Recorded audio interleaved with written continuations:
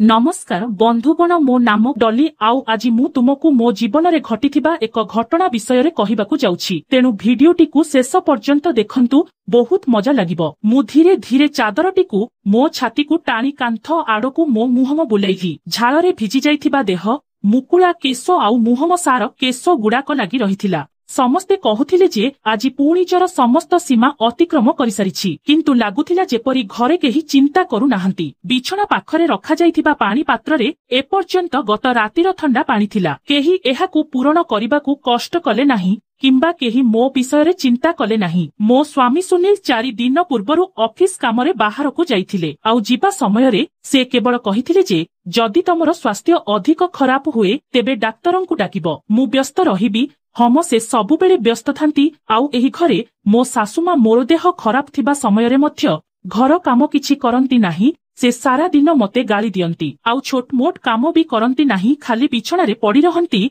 आउ मो ननंद जिए निजे कॉलेज जानती तांकर घर काम सहित जेमिति कोनोसी संपर्क नाही बोली मने हुए। मु कोठरी रे एका पड़िथिली। मोर शरीर हार मानि जाइथिला आउ मो मन बहुत पूर्वरु हार मानिथिला किंतु तापरे हठात केही जणे मो कबाट थक थक कला आउ कहिला भाउज मु भितरकू आसीपारे कि। मु आखि खोलिली। सेही स्वर परिचित थिला आउ से केही नुहंती मो दियर परेश। मु धीरे कहिली हां परेश आस।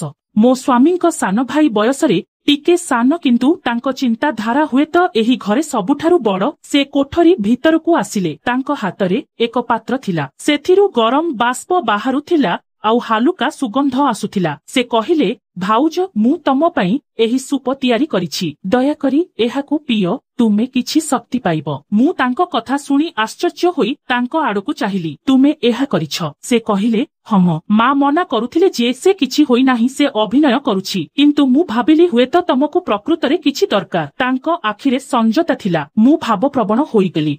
केही जणे मो जंत्रणा अनुभव करुथिले। से आसी बिछଣା पाखरे बसिले। से मो सामनारे सेही पात्र रखी धीरे कहिले जदि तुमे चाहुछ मु तुमको खुआई देबी। तांकर स्वर निर्दोष थिला किंतु किछि समय पई जेतेबेले तांको आंगुठी मो हाथकू स्पर्श कला मु किछि अजब अनुभव कली। हुए तो एहा चोर थिला किंबा तांको आखिरे उष्मता मु बुझी पारिली नाही। मु मुंड हलाइली। हम मते खाइबाकू दियो। से चामच साहाय्य धीरे धीरे मते सूप खुआइबा आरंभ कले। प्रत्येक चामच सहित तांको आखि मो आखिरे मिसिबाकू लागिला एवं प्रत्येक थर तांको हाथ मो उठ पाखकू आसिबा मात्रे मोर हृदयर स्पंदन टिके द्रुत होई जाउथिला। एहा केवल भ्रम कि अन्य किछि मु निजको बुझाइली। से मो दियर आउ मु तांको भाउज आउ टिके बाकी अछि किंतु तुमे विश्राम नियो मु परे आसीबी। मु कहिली नाही मते एबे खाइबाकू दियो परेश। मु जानि नाही मु परे उठी पारिबी कि नाही। से हसी हसी कहिले तेबे आजी तमर जत्नर दायित्व मोर। तांकर सेही वाक्य सुनी मु हसिली। एते जंत्रणा सत्वे मध्य तांको कथा मो हृदयकू सांत्वना देला। परेश पुणी राति प्राय 9टारे आसिले। एथर तांको हातरे एक थर्मोमीटर एवं ठंडा पानी पटिथिला। भाउज तम ज्वर जांच करिबाकू पड़िबो। मां सोई पड़िछंती। मु कहिली तांकू हैरान कर नाही। मु चुपचाप पाटिरे थर्मोमीटर नेई तांको आखिकू चाहिली। परेश क्लांत देखा जाउथिले। सारा दिन मो पई जाहा सबु कलनी तमकू कोन क्लांत अनुभव लागुना हम कि परेश? मु पचारिली। मु क्लांत अनुभव करुछि किंतु तुम पाई नुहे भाउज। तांको कथारे किछि थिला जाहा मो हृदयकू छुइला। अन्य केही नथिले मध्य परेश मो पाई चिंता करुथिले।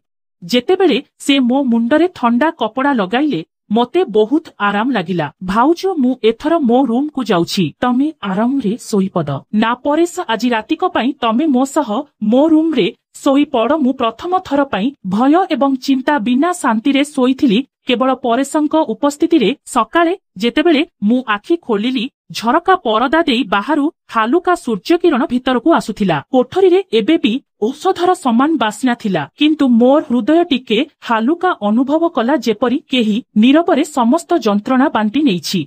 मु धीरे धीरे बिछणारू उठिली आउ देखिली परेश पाखरे थिबा चेयर रे सोइछंती। हुएत से सारा राति सेठारे सेमिति सोइछंती। मु तांकू निदरू उठेइबाकू चेष्टा कली। परेश मोर स्वर सुनी तुरंत आखि खोलिले आउ कहिले भाउज तमे उठी सारिलेनी एबे केमिति लागुछि तमकू? मु कहिली मोते टिके एबे भल लागुछि किंतु तमे सारा राति से चेयर रे बसी मते जोगिछ। से हसी कहिले मु तमकू कहिथिली जे आजी तमर जत्न नेबा मोर दायित्व। जदि मु एहाकू अधारे छाड़ी देइथांती मो सुना भाउज मो उपरे रागी थांतेनी।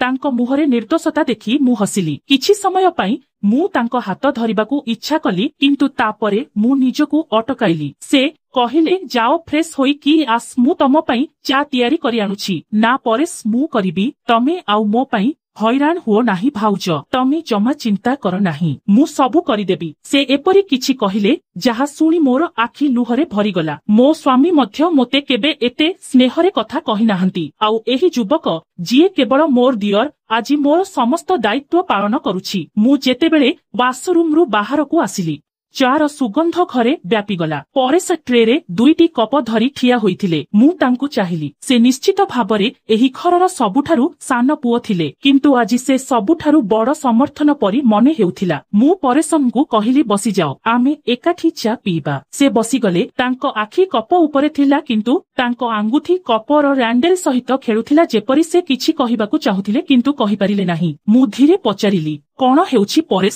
से मो आड़कू चाहिले आउ कहिले भाउज तमे केबे एही घरे एकाकी अनुभव करिछ? मु चुप होइगली। प्रश्नटी सरल थिला एवं उत्तर मध्य सेही परि थिला किंतु मु परेशଙ୍କୁ जणाइबाकू चाहू नथिली जे मो जीवन केते अपूर्ण किंतु सत्य केते दिन लुचि रहि परिबो। हम परेश समस्ते एकाठी थिले मध्य अनेक थर मु एकाकी अनुभव करे। से एक गभीर निश्वास नेले आउ कहिले भाउज मु जाने मु बोध हुए एहा कहिबा उचित नुहे किंतु तुमे जहा कष्ट पाउछ अन्य केही जदि तम जागारे थान्ते तेबे भांगी पड़ी थान्ते। मु तम आखि देखिछि कोनोसी सहानुभूति नथिला। एहा स्वाभाविक भाउज। मु कहिली तमे बहुत भल परेश।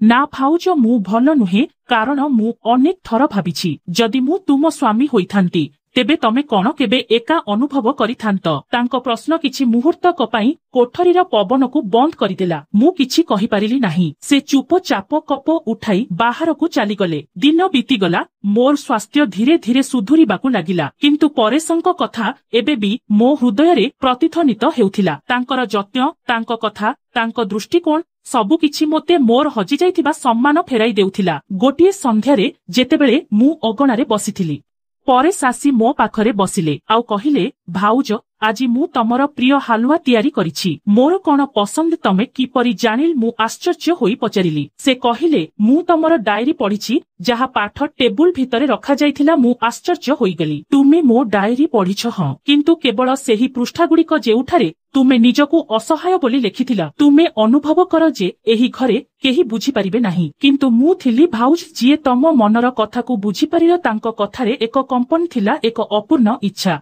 मु धीरे धीरे तांक हाथ धरिली। मु प्रथमे काहीकि जानि नाही किंतु एथर मु निजकू रोकी पारिली नाही। परेश जदि तुमे न थांत तेबे मु पूरा भांगी पड़िथांती। आमे दुहे दुहिंकू आलिंगन कलु। किछि मुहूर्त पई सेही परि रहिलु। कोनोसी शब्द नाही, कोनोसी प्रश्न नाही। केवल दुई जण भांगी पड़िथिबा लोक शांति खोजुथिले। राति प्राय 10टा। सारा घरे नीरवता थिला। सासु तांक गाँकू जाइथिले आउ ननंद तांक सांगर बाहाघरकू जाइथिले। मु आउ परेश सेही रातिरे एक होइगलु। आमे 2 घंटा जाय दुहे दुहिंक देहर तातीकू अनुभव कलु। ता परदिन सकाळू मु बाधेई मो केश खोली दर्पणरे निजकू चाहिली। मोर मुहम एपर्यंत दुर्बल थिला किंतु मो आखिरे किछि नुआ थिला जेपरी केही मो अंधार जीवनरे पुणी आलोक आनिछि। ठीक सेतिकी बेले परेश कबाट खोलिले। तांक हातरे एक ट्रे एवं तांक मुहरे समान प्रकृत हस थिला। तुमे बसी पड़ भाउज, मु तुमकू खाइबाकू देबी। तांक कथारे एपरी किछि थिला जाहा मो आत्माकू छुई जाइथिला। से मो आड़कू एक चामच खिचड़ी बढ़ाई देले। मु किछि समय पई तांकू चाहि रहिली। तापरे धीरे धीरे मो मुहम खोलिली।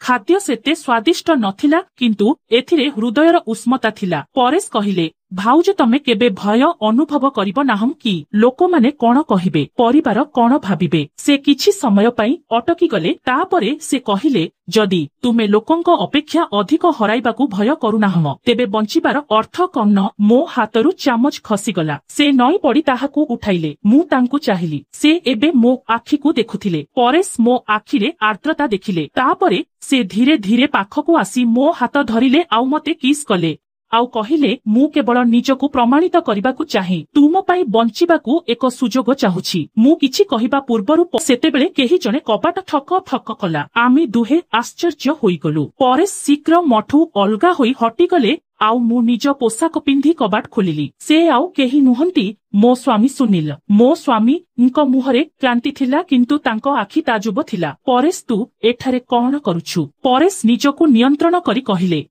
भाउज बहुत असुस्थ थिले, माँ गाँ को जाइथिले, तेणु मु तांकर जत्न नेउथिली। सुनील तीव्र स्वररे कहिले। मु किछि बुझी पारिली नाही। परेश किछि कहिबा पूर्वरु सुनील मो आड़कू चाही कहिले डली सुस्थ हेबा पई तमकू एते समय किपरि लागिला आउ परेश एते स्वाधीनता किपरि पाइला? मु किछि कहिली नाही। सुनीलଙ୍କ स्वर आहुरी जोर होइगला। तुमर जत्न नेबा पई घरे आउ केही नथिले, केवल मो सान भाई थिला। मु उत्तर देबाकू चेष्टा कली। सुनील परेश मते केवल साहाय्य करिसंती। मो स्वामी कहिले चुप रुह, मु सबु किछि देखि पारुछि।